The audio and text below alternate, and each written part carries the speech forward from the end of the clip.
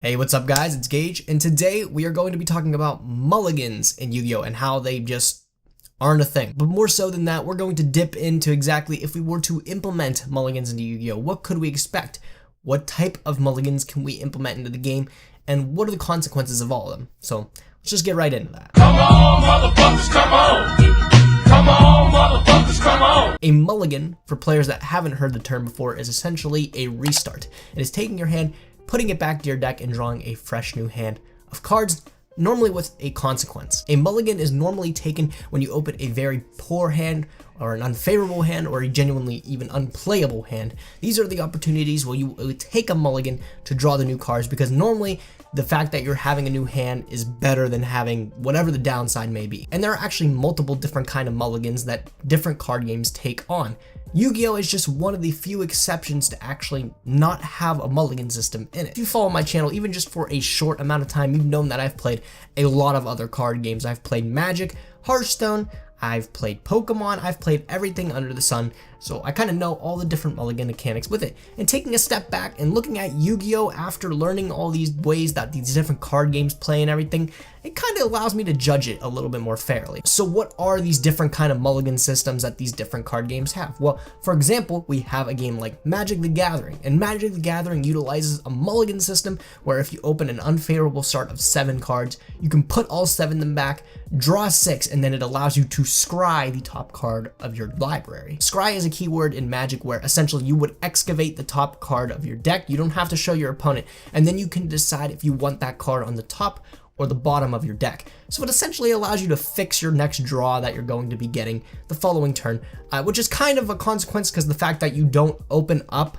a 7th card, but you do get to fix your hand slightly. So if you were drawn to a land that you didn't want or something like that, you can trade it for a card that might be a little bit more useful. Pokemon is another card game that utilizes the full mulligan. However, you as a player do not get the option to choose when you take this mulligan. It is simply whenever you do not open up a basic Pokemon in your starting hand, you have to put it back and draw a complete new hand of cards. However, your opponent will get the option to draw a card after that. So before the start of the game, after you prize your cards, if you happen to mulligan like 6 times because you just got so goddamn unlucky you couldn't open up one basic Pokemon, your opponent will have the option to draw an additional 1 to 6 cards before they start the game. Also, they can just choose to not draw any cards at all, but there's literally no drawback to drawing the additional 6 cards. It can fix hands, it can allow you to get additional energies if you're running a little bit dry, and really the only counter your opponent would have is playing a card like N, what actually is rotating out, so it's even better, I don't know. Now the thing about Magic and Pokemon is both of their mulligan systems are a full mulligan.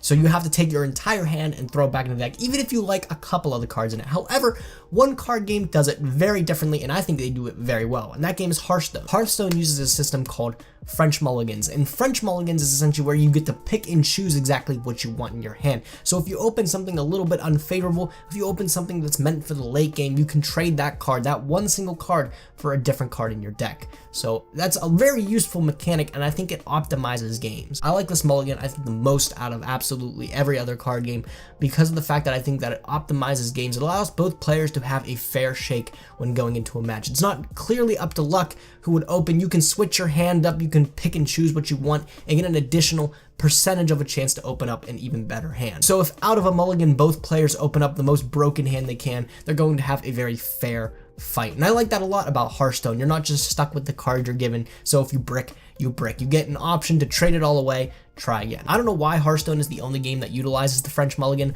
I absolutely love the system they have in place. But let's take these mulligan systems, all of them that we've discussed, let's put them towards Yu-Gi-Oh! How would they affect Yu-Gi-Oh! Yu-Gi-Oh! Currently does not have a mulligan system put into place. I think they had something loosely like it when you would do battle pack drafts. I think you had the option to mulligan your hand or something like that at a downside. I forget the exact logistics of it, but in competitive play, we have never had a mulligan system. And it's weird, but I actually think if we implemented a mulligan system into Yu-Gi-Oh! Really any of them, it would actually change how decks are built. And let me get into that. Let's take the basic full mulligan. If you don't like your opening 5 card hand, let's say you can stick it back, draw 5 new cards, and let's say we give your opponent the option to draw an additional card. As I don't think scrying is really going to be as useful than that in Magic the Gathering. I think drawing additional cards would make more sense in Yu-Gi-Oh! Obviously, giving our opponent an additional card when we choose to take the mulligan is a huge deterrent to actually do it, because if we know anything about Yu-Gi-Oh! It's that one card that can change an entire hand. It can make a hand from really bad and unplayable to absolutely broken. So having that one additional card given to your opponent can definitely flip the tables. But even just outside a surface level view of it saying, okay, one card to our opponent, that's bad. What can we do if we break it down fundamentally? How would it affect deck building? I think a mulligan system in the game would make the game even more aggressive than it is, and that's really weird. I think you would see a lot more hand traps. I think you would see a lot more hand trap stoppers from the decks that really want to just go plow in for damage. Take notes to a card like Called by the Grave. I think this was a really important card when it was released into the TCG, as we didn't really have a great way to answer these hand traps up until now. Well, if we implement a mulligan rule, we give our opponents the additional chance to just draw into hand traps. So the thing is like, you have to kind of just pray right now that your opponent wouldn't open a hand trap. But if there was a mulligan rule in place, you pretty much have to always play around. Having a mulligan system in the game allows all players to get those hand traps a little more often, but it also allows all players to be able to get into those hand trap stoppers. And I think that also gets to where deck building would get interesting. If we're going first and our opponent knew they were going second, I think it's pretty safe to assume that our opponent wants to ideally mulligan into a hand that would be just chock full of hand traps. So how might we counter that as the first turn player and our deck building strategy? Well, I think we would see a rise in more cards that would stop hand traps. Again, Called by the Grave is just a huge card. That's one we would ideally just want to open up in our starting hand, but also we might see a card like Instant Fusion into the Millennium Eyes sucky dude. The one that stopped hand traps before Called by the Grave. And I think all these notes would be even more exemplified if we implemented a French mulligan system into the game. So if we allowed to pick and choose what we wanted in our hands, we could not only dig for additional combo pieces, but we could swap out cards that maybe would be completely useless game one if we're going first. Whereas there's a huge difference between going first and second. Hand traps are almost always in the main deck, but hand traps aren't at all good going turn one. So if we can swap those out to be able to get us more combo pieces or more extenders, all the more power to us.